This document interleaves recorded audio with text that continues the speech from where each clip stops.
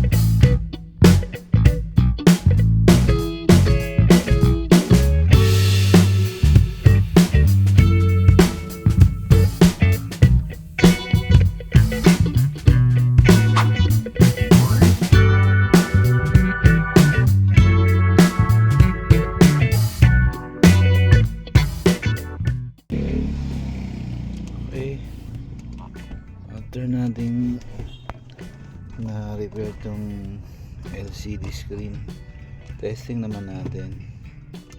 So saksak na natin to. So yun, nailagay na natin, open na natin.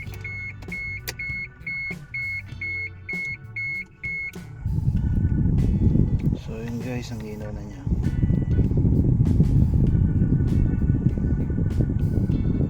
Success tayo guys. Maganda na rin yung backlight nya. May konting gas-gas to yung pinaka housing nya, pero hindi naman siya halata. So ayan, buuin na natin to guys. Isa pala itong Pajero Evolution.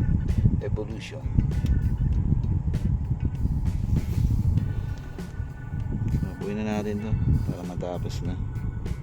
So thumbs up tayo dyan guys. Hanggang sa muli guys. Maraming salamat sa panonood.